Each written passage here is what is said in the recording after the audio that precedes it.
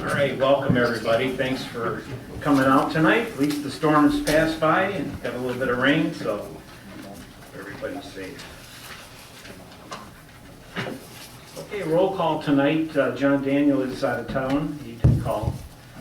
Everybody else is present. We have the agenda before us. If there's any additions or deletions at this time, let it be made known.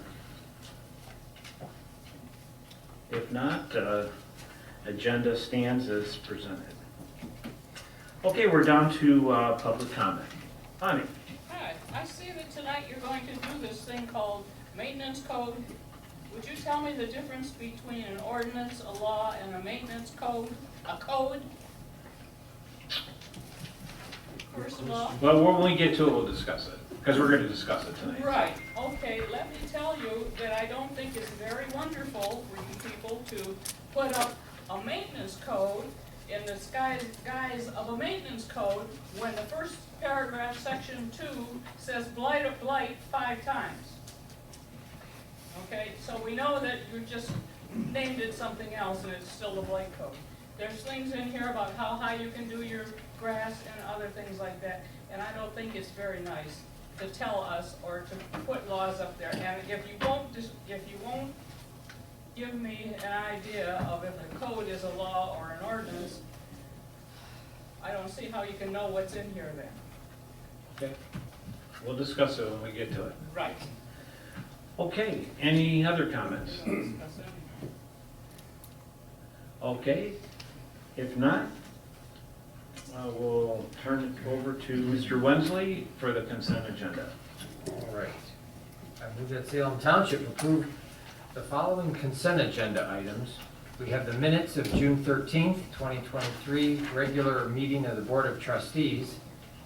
On page 2 of those minutes, I need to add the words "motion was approved" on A1. So I'm going to have to do that. That was the only thing we need to do with the minutes. Then for the disbursements for June 2023, out of the general fund of $98,780.63, we had payroll of $57,259.80, paychecks $531.17, sewer fund $10,315.28, the escrow fund $4,792.50, and the MEDC fund $56,272.52. Then for the invoices for the upcoming month of July, we have out of the general fund $137,381.02, sewer fund $17,103.30, escrow fund $6,587.50, and the MEDC fund invoices of $23,036.31. Do we have a second on all these? I'll second with the comment, Mr. Clerk. Your minutes for the date of adoption should be July 11. It's still dated June.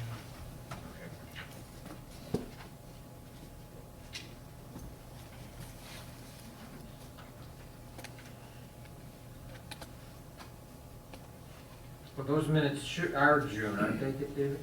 Well, but we're adopting them today, July 11.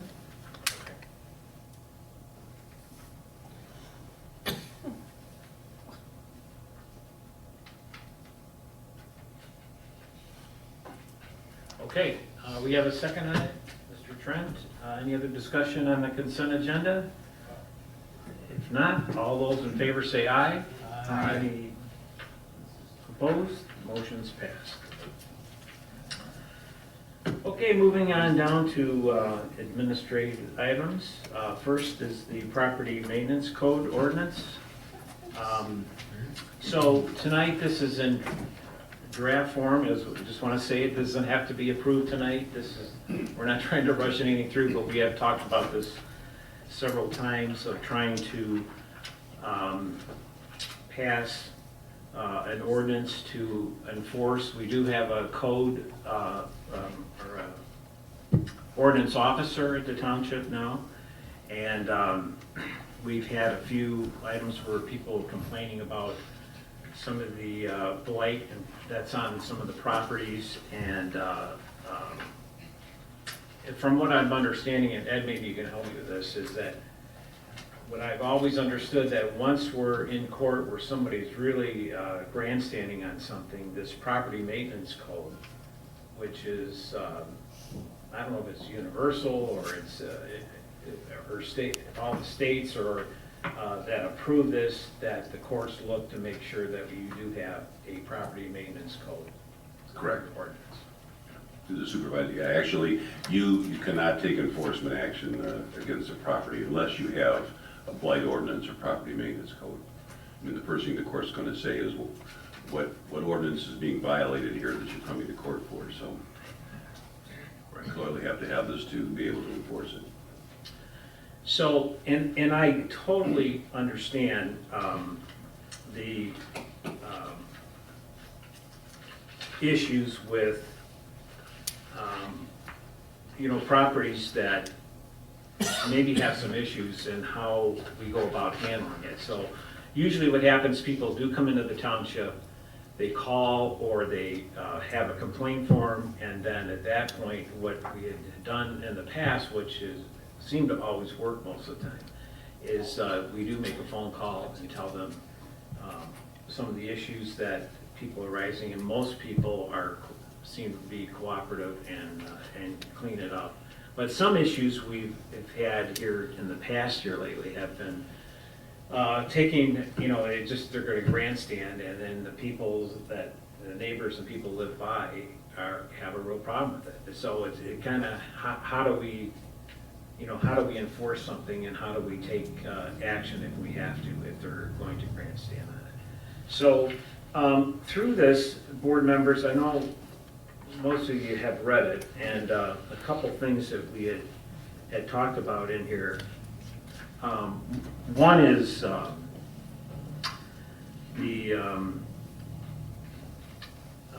in section C, we also want to include the farms. And again, the farms, you know, things in our community we want to have staying. We want horse farms. We want farms to stay and have that character of Salem Township. That's one thing we do not want to lose, and we want to not, you know, I have a farm, but I know there's other people who have farms that have a bunch of equipment, buy used equipment for parts, and that's why a lot of in these documents here where the farms are exempt from this. And so, and was it Seavers that we had talked about, that also, that needs to be added for the general accepted agricultural management practices, that we'd like to add that paragraph to. It does talk about machinery parks and unregistered motor vehicles, et cetera, which is not uncommon. Right. So we'd like to see that paragraph added to that section C.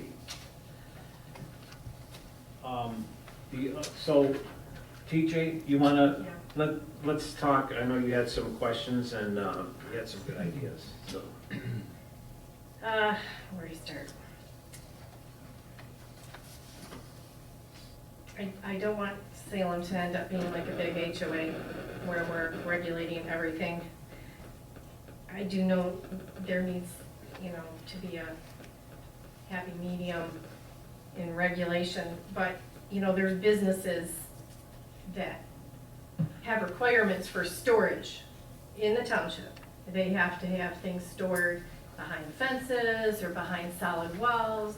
And why should we put more regulations on an individual property owner than we do on a business? And in here, you know, it talks about, you know, like having some extra wood or some extra building materials, and you can't keep them outside. They have to be in a fully enclosed building. Like, you can't have them in a lean-to, you can't have them behind a fence, and yet businesses can have them behind a fence. So that, I think, is a problem. I think we can work with this and make some changes so that it is not, we don't incur financial burden on our individual property owners to meet these standards, because, you know, not that we're gonna have active enforcement of people going around and checking to make sure you don't have extra wood or bricks on the side of your house that you're storing, but it could be used against people by someone that doesn't have good intent.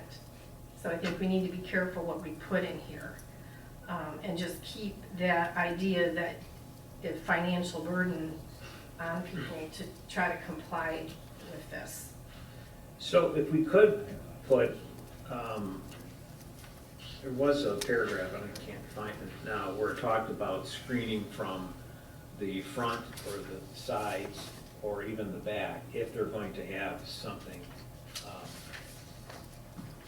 on the property. I think screening is probably a good idea, just for looking at it. People don't want to look, not to be negative, but if I move next to a business, I would expect to maybe see that. But if I move next to another house, and I'm living amongst other houses, I don't know that I want to see somebody that's trying to be a business at their house. That's where screening comes in. Yes. But this ordinance says everything must be in an enclosed building, which is very expensive, to build an enclosed building, just so that you can keep some extra materials. Or you can keep that car that you want to redo someday that you can't afford to right now. That you'd have to have an enclosed building for it, as long as it doesn't have a license on it, and you don't wanna add plates and insurance and all that while you're saving money to restore it. And yet this is putting that burden on individuals. So I'm all for screening. All right. So maybe we can come up with, I think we're all in agreement. What do you think about that, to add something as far as screening on the properties if they're gonna have that stuff? In other words, people just don't want to see it out in front of their houses and stuff. Yeah, I think that the purpose obviously is to make so that it's not unsightly for neighbors or, you know, viewing from the road. So if it's screened in some way, I would think that should be sufficient. Okay. So we're talking, but if I came to the supervisor, as I understand, trustee McLaughlin has some concern also whether we're going to apply this both to residential and commercial. No, I mean, we have ordinances for commercial, but these are for individuals, and this is exceeding what we expect our commercial entities to do. Mm. I don't think an individual should be burdened by more regulation the than a commercial. business. I think our light industrial doesn't allow it, the outside storage. Right. Not supposed to, I know. Sure, we can certainly add that in. Yeah. If it's screened in and not visible from the road or neighboring property, that'd be fine. What would be classified as appropriate screening? Glad you asked that. Now, if you look in the zoning ordinances, we have a whole section on screening. So That's why it you're on the already plan- exists. That's why in- you're on the planning commission. Yeah, it already exists in the zoning ordinance, so we don't even need to define screening, really. We can just refer to the zoning ordinance for that. So, and another thing is, I'm sorry if I'm taking No, up no, too much that- time, this is good, is no. under junk accumulation, we need to have a better definition. Like in this, it says junk, trash, rubbish, or refuse. Okay, that's all the same thing. You just, you know, and we need to be concise in our wording, not have redundant words, but also have words that are clear, and that's not clear, because, you know, your next door neighbor who has a rusty something that's decorative in front of their house is decorative to them, and it may be junk to you, and that's like really vague wording, so I think we need to work on the wording of what is this junk accumulation.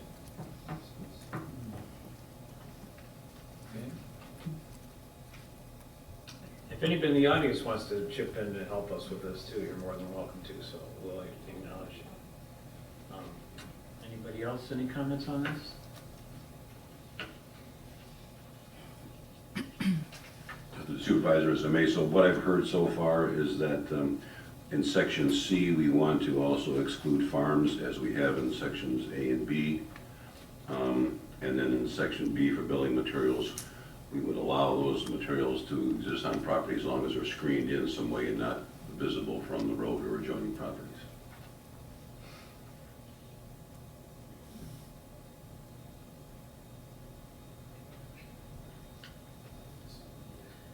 And I believe there's, correct me if I'm wrong, we do have other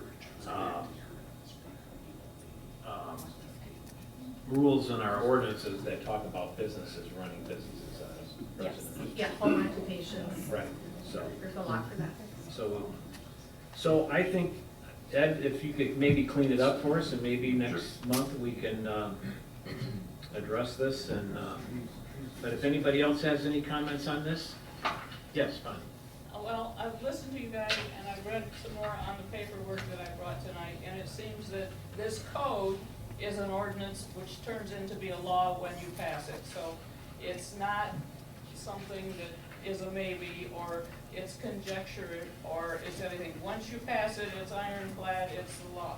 And I think that's really bad for you guys to come out, for people who moved out here, away from the cities and everything, and trying to make us manicure our lawns, or put up screen when it doesn't go with our yard, or it's a beautiful yard I have, my neighbor has the same kind of yard next to him, and I can look out and I can see across 8 to 10 acres, and now if I want to put up a little place to put my smoker in, or a little thing that has wood, and I have any extra, I have to put up a bloody screen between me and him, and it would cut off his view, and it would cut off my view, and it would just plain make the whole place not as pretty. And we all mow our lawns, we all have chicken wire, I wanna call it dog fence, but it's just that little farm fence, and it's nice out there.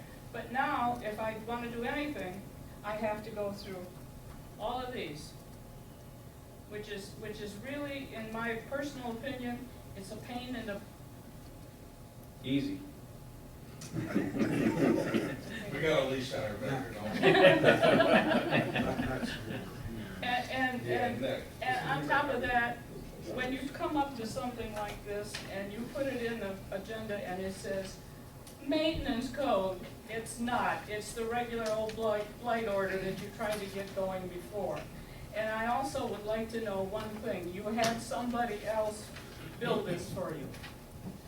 I don't know whether it was Mr. Plato or one of the people at Carlisle Wharton that does a lot of this stuff, but I'd like to know how many dollars and how many hours it took them to write this 4-page paper.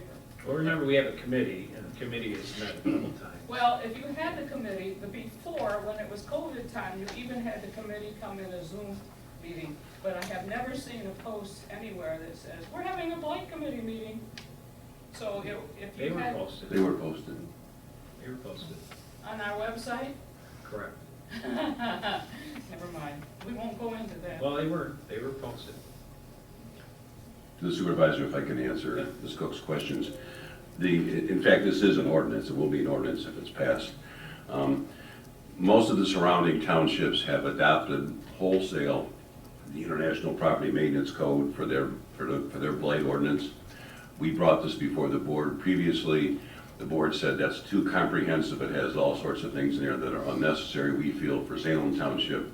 So the board then appointed a committee to review this, and we used only those sections, the committee used only those sections they thought were necessary for Salem Township, trying not to infringe on any more property rights than we have to, but still protecting the rights of those people who don't want blight on neighboring properties. So the committee worked through this. We had a number of meetings, as the supervisor mentioned. This is what we came up with. The basis of this is the International Property Maintenance Code for certain sections. Those were massaged then by the committee, and we got to the point after several meetings we felt it was ready to present to the board, so that's what we've done. And you've got to understand, and maybe I see more of it than anybody because I'm the supervisor, but the complaints that come into the township, there are people who have literally destroyed their properties here in Salem. I mean, I can take you by them and show them to you. There's no way in the world that that should be allowed. I don't think anybody in this room would approve or want that to be their neighbors or to see property treated in this condition. And thankfully, we have had 2 major disaster-looking contaminated properties. Well, there's 3 now. that we just kind of let it go. And I say shame on the township for not having something better to go after and enforce it. We've been fortunate about having people move into the Salem and buy these properties. And thanks again to the landfill, they have been so good by helping them, other people to come in to buy the properties and try to clean it up. And we're not just talking little, we're just talking about total junkyards. And so before they get away, I was just telling TJ over, I don't know if you remember the story of the Johnson Products debacle that the township went through. That Ryder House up there, up in the attic, there's just pages and pages and pages of legal documents in court. The township spent tons of money trying to stop this operation.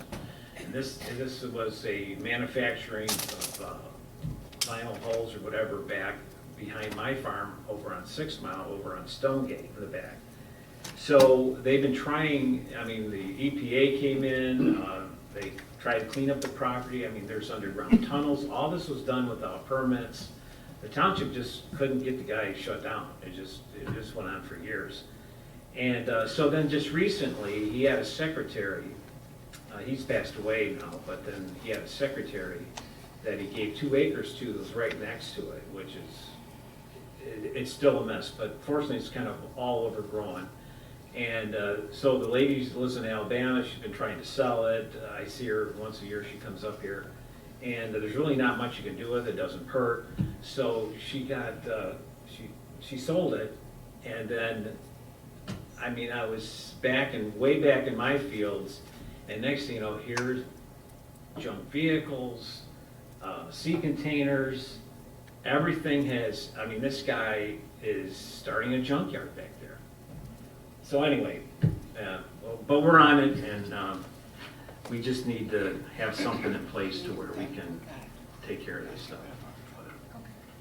Gary, just a quick Yeah. question on G, on plant, so weeds and plant growth. I see a Yeah. lot of people, they'll cut the perimeter of their lawn and leave the middle kind of growing up, just so that they don't have to mow all their grass.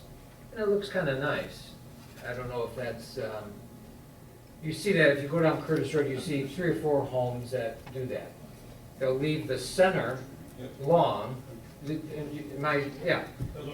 then they mow the outside of it, you know, like maybe 10 feet. They do that for the bees. Yeah, it's pollinator, so. Yeah. They'll leave it alone like that for. So I don't know, if we put that, if we keep G the way it is, people couldn't do that. But it does say it's only for platted subdivisions or condominium developments. Right. The grass, it's just for a platted subdivision. Under the rural settings. Parcels. And small acre subdivisions. Okay, because Yeah. there's a participial phrase that says with lot sizes of 2 acres or smaller, so if you had a house that was not in a platted, would that still count? No. Okay. The way it's worded, it's for any platted subdivision or condominium development lot with sizes of 2 acres or smaller. So Okay, if you're not in a platted subdivision or condominium development, that section doesn't apply to you. okay. As long as that's clear. I guess my only comment here is with TJ, and as you said, the extremes are out there. I would hope this would more affect the extreme people out there than the average resident of Salem Township. And it does, you know, you think of some of the properties when you drive around, just like I had a couple calls this week. And it's just basically a guy who likes working on vehicles. They got him parked in the drive, and the house right next door, you know, is just beautifully manicured.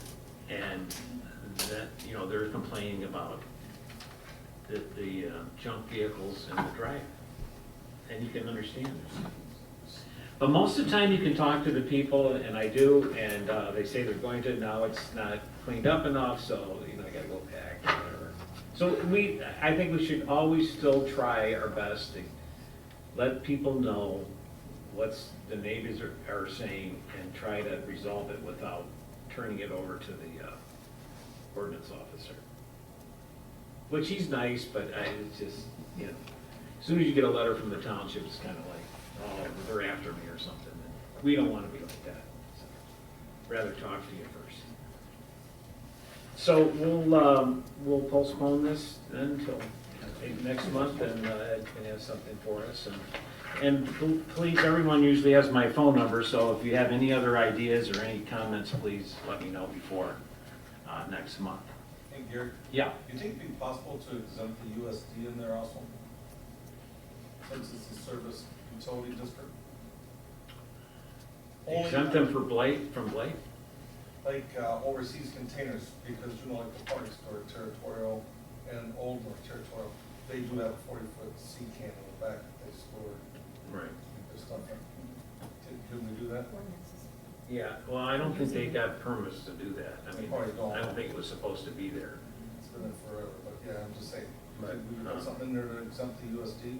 Since Christensen's and Martin, the rock shop, those businesses are right in there. Carl's keeps a lot of stuff around. Carl's keeps. Yeah, I think there's regulations for that kind of, that district. But the problem that comes in, and I don't know if this has been done, but have we, like with the new plot, whenever if we ever get the sewer over there and that half develops over there, is that, are we not making subdivisions more where they have to have their own HOAs? Yeah, they would have to, yeah, they're being set up that way so that they Right. have an association.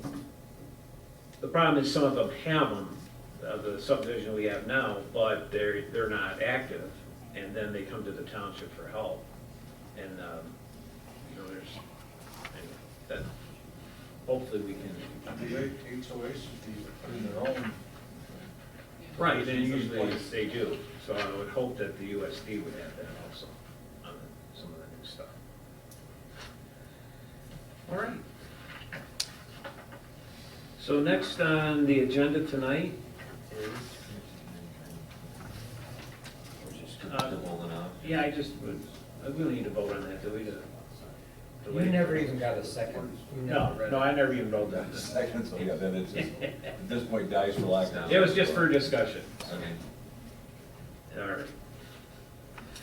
All right, next on the agenda here we go, is the Stante, the new pump station on Joy Road.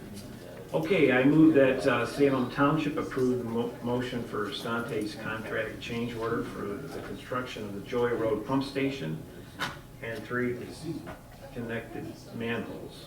1 year MDOT bond extension and the jack and bore under the DTE gas main on Joy Road for their net bid of $981,950. And then you have the attached order memos. This, well, again, can I get a second on this? I will second. All right, please.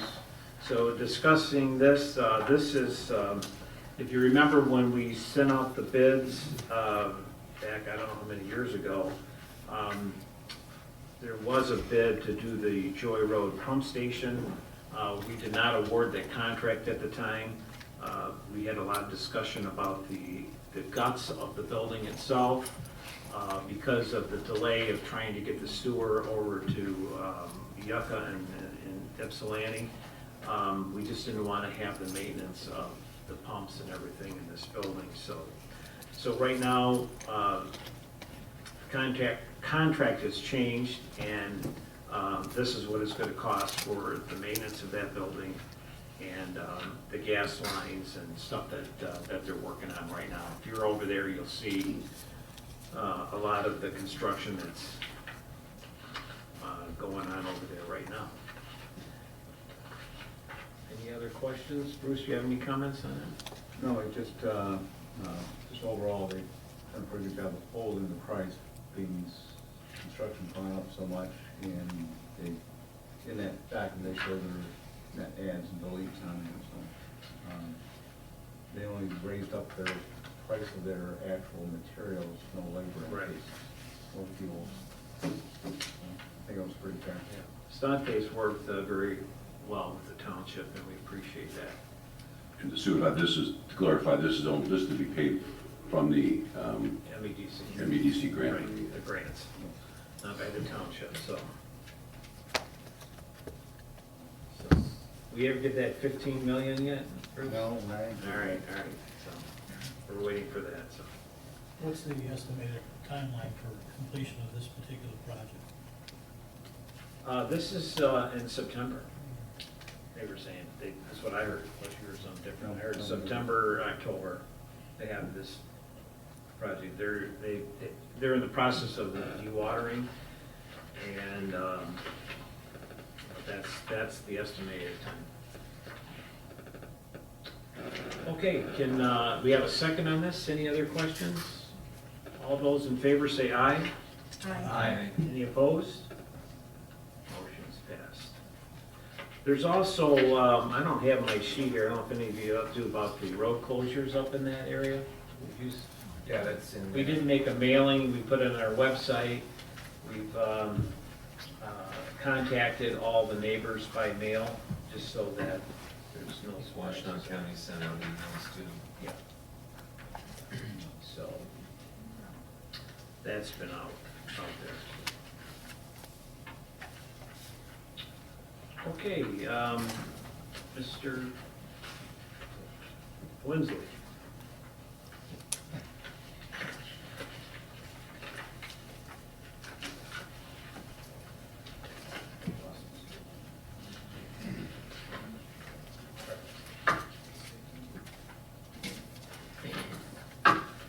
All right, I move that Salem Township approve the release of 3.2 acres from the PA 116 Greenbelt Agreement in order to remove an existing vacant residential home and rebuild a new home on the same parcel.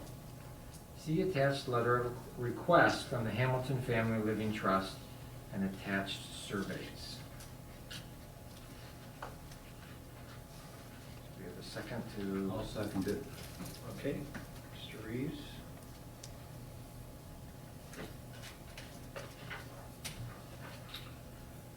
Okay, any further discussion on this? This is the PA 116 agreement of the Hamilton property.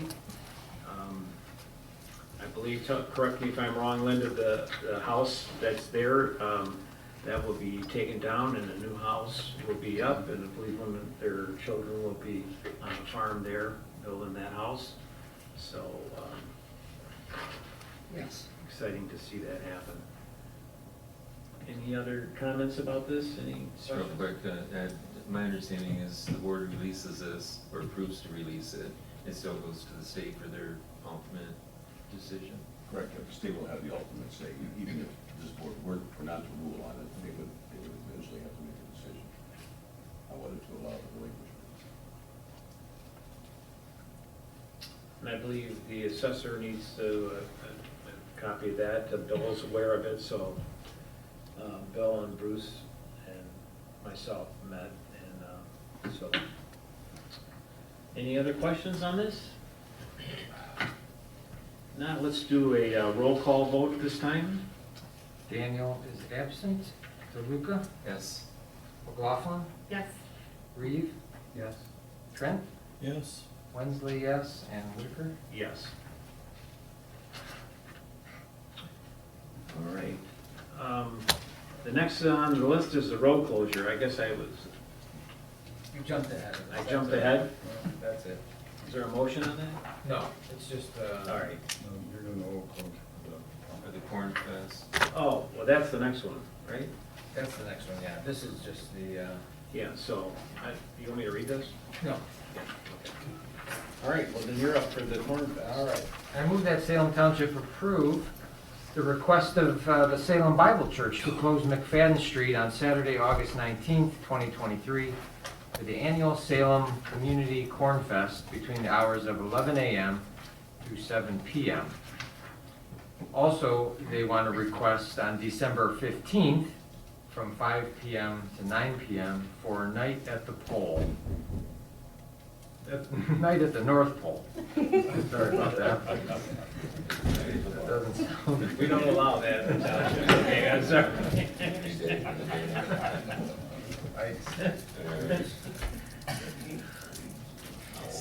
Are you done? I'm done. All right, I'll second it. All right, Mr. DeLuca seconds it.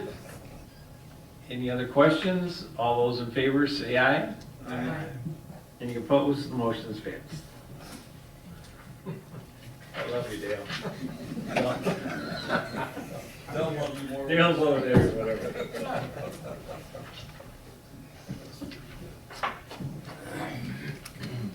Okay, the last on the business items is find my page now. I move that Salem Township approve the hiring of the following candidate to the position of a part-time office staff for Salem Township, subject to the success completion of any necessary background investigation and verification of references. Mr. Steve Roberts. Steve is currently classified as a temporary employee here at the township. I don't know if you've met Steve. Has been in Salem, I think, all his life, and he's would be a great asset. He works at Martin's Hardware. You probably see him in there all the time. So he's going to be helping us out here at the counter, and he also does little odds and ends around the township since we had lost Furman here a few years ago. So we appreciate him being available for this. Can I have a second on it? I will second it. All right. Any other comments about Mr. Roberts? All right. Then, all those in favor say aye. Aye. Any opposed? Motion's passed.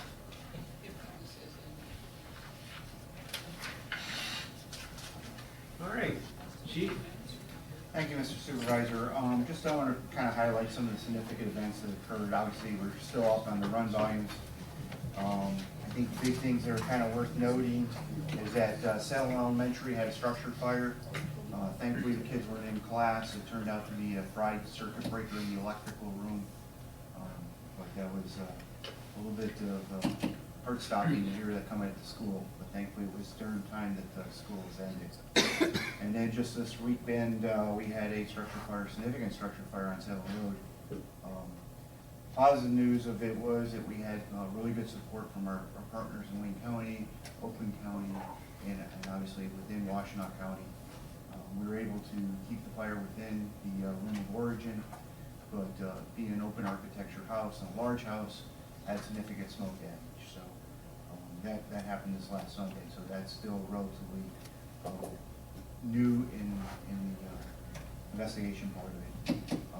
The other thing I got notice, and I don't know if the township did, but I'll just share it, is this Saturday, I guess they're gonna be resurfacing 7 Mile between Dixboro and Pontiac Trail. So according to the message from the road commission, it's not closed completely, but they're asking people to avoid the area. That's the seal stuff that they're doing. Yeah.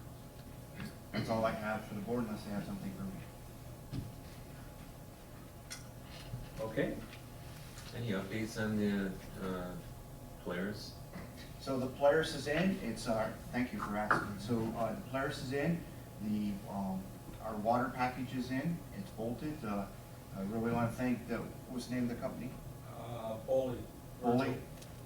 Got there and bolted it right to the tailgate part, so it's really sturdy. I mean, stop down there, no notice, and just, yeah, I'll be happy to help you. So it's up and functioning, it works.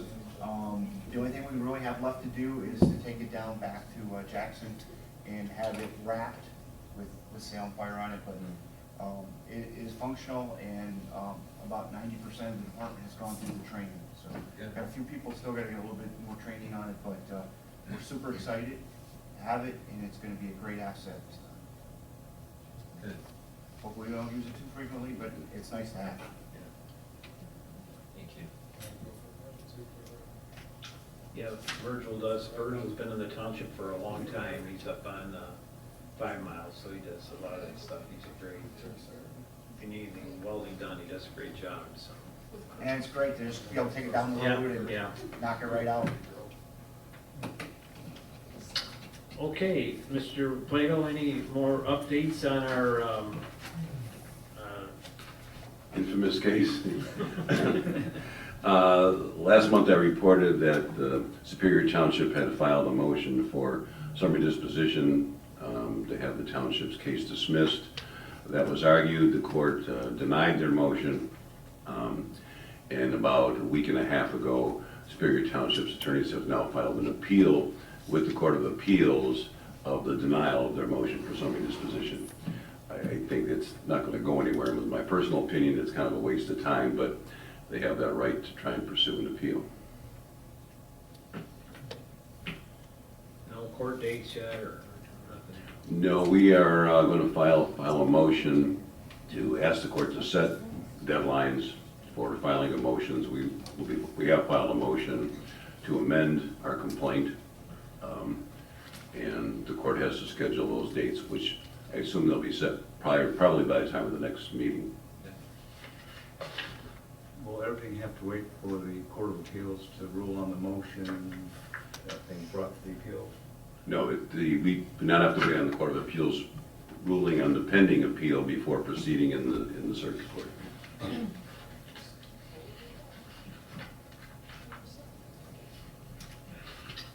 Okay, any other news? Anybody want to know? We did, you know, is the gate still closed at the park? You know? It's closed, but I got Virgil going down there to fix it. Right. So it's still a constant problem down there with people hanging out there at night. So we've been trying to figure out, like I say, it's good to preserve the land and everything, but the problem is that people that hang out there at night are after hours, and how do you control them? So, unless we can get Richard maybe at 8 o'clock every night to go close the gate. But what happens if you're on, you're towing something? I mean, then who does it? Closed, let them park on the road, let them walk in. It'll solve a lot of problems. So, but anyway, there's no electric out there. We've been trying to figure out how to get maybe some power out there, get some lighting, and get some cameras out there. It's just unfortunate this is what happens. We have another piece that's preserved on Brookville. Is it Brookville? Yeah, Brookville and Curtis. And same thing there. They want to put a parking lot in there, and it'd be better just to have something off the side of the road, but anytime you put a parking lot in there, then you're just asking for trouble. So we're trying to figure out how to work on that, so. But anyway, so any other comments, any public comment before we adjourn? Anybody? All right, well, we appreciate it. Next month is August already, and then it's gonna be fall time already, so. Anyway, thank you for coming tonight. We're adjourned, and we'll see you next month.